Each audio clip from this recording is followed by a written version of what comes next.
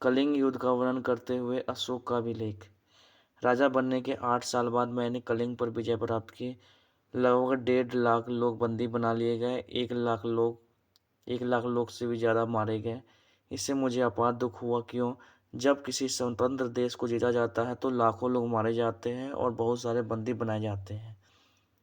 इसमें ब्राह्मण और श्रमण भी मारे जाते हैं। जो लोग अपने सगे संबंधी और मित्रों को बहुत प्यार करते हैं तथा दासों और मृतकों के प्रति दयावान होते हैं, वे भी युद्ध में मारे जाते हैं या तो अपने प्रियजनों को खो देते हैं।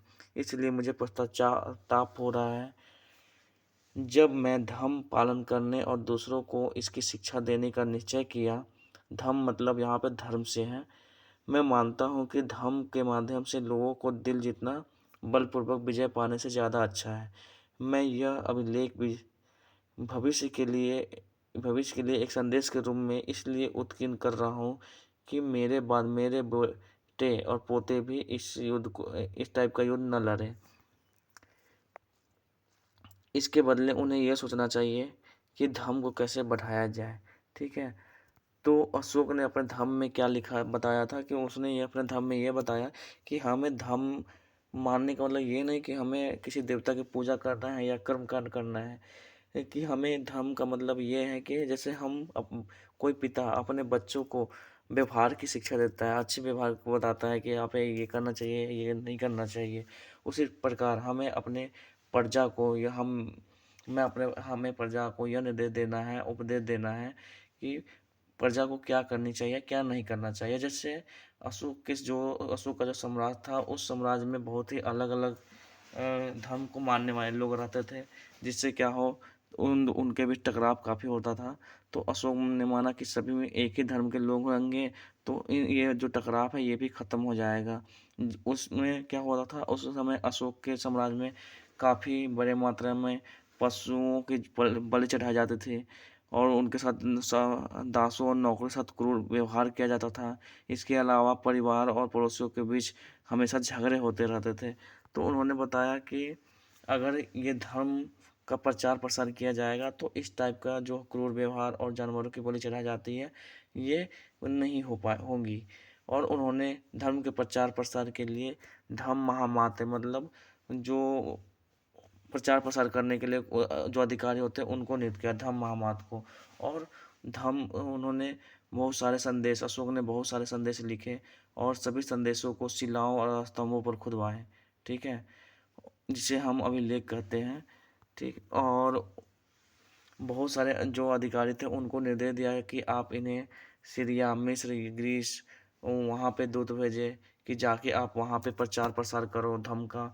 उन्होंने उनका एक पुत्र था महेंद्र और उनकी पुत्री थी संघमित्रा, उसे भी श्रीलंका में धर्म के प्रचार प्रसार के लिए भेजा।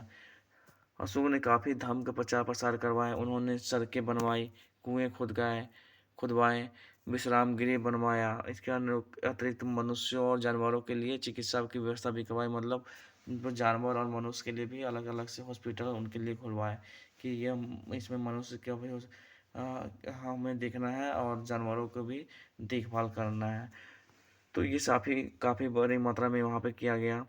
उन्होंने अपनी प्रजा के लिए अशोक ने ये संदेश दिया कि लोग विभिन्न अवसरों पर अनुष्ठान करते हैं। उदाहरण के लिए जब हम बीमार होते हैं, जब उनके बच्चों का विवाह होता है, बच्चों के जन्म होते हैं, यात्रा हम करते हैं, तो बहुत सारे हम अनुष्ठान करते हैं। यह कर्मकांड किसी काम का नहीं। इसके बदले में अगर हम लोग दूसरी रीतियों को माने तो ज़्यादा फलदायी होगा। ये अन्य प्रकार के रीति है, जैसे उन्होंने बताया कि अपने दासों और नौकरों के साथ अच्छा व्यवहार करना चाहिए, बड़ों का आदर करना चाहिए, सभी जीवों पर दया करनी चाहिए और ब्राह्मणों और श्रमणों को दान देना चाहिए। अपने धर्म की प्रशंसा, दूसरे धर्म की निंदा, दोनों ही बातें गलत है। हर किसी को दूसरे धर्म का आदर करना चाहिए। यदि कोई अपने धर्म की बुराई करे और दूसरों धर्म की बुराई करे तो वास्तव में ही अपने धर्म का ज़्यादा नुकसान पहुंचा रहा है। वो अपने वास्तव में अपने धर्म को ज़्यादा नुकसान पहुंचा रहा है। इसलिए हर किसी को अम, दूसरे के धर्म के प्रमुख विश्वासों को समझने की कोशिश करते हुए उसका आदर करना चाहिए। तो अशोक ने ये किया। अशोक ने अशोक जो अब हमें इसमें क्वेश्चन देखना है कि मौर्य साम्राज्य की स्थापना किसने की थी? चंद्रगुप्त मौर्य ने। मौर्य साम्राज्य का सबसे शक्तिशाली या प्रसिद्ध शासक कौन था? तो अशोक था। अशोक ने क्या हुआ, उसने किस पे आक्रमण की थी? कलिंग पर आक्रमण की थी। कलिंग का आक्रमण करने के बाद उसका हृदय परिवर्तन हो गया और उसने किस धर्म को अपनाया? बौद्ध धर्म को अपनाया। बौद्ध धर्म को अपनाने के बाद उसने उसको काफ़ी प्रचार प्रसार किया और उसने कभी न युद्ध करने का प्रतिज्ञा ली। तो ये हमें सभी समझ में आ गया ये चैप्टर। अब जो क्वेश्चन आंसर हैं ये हम अगले जो वीडियो होगा उसमें हम लेकर आएंगे। तो आई होप आपको ये वीडियो समझ में आया होगा। अगर कोई दिक्कत हो तो आप इसमें कमेंट कर पूछ सकते हैं।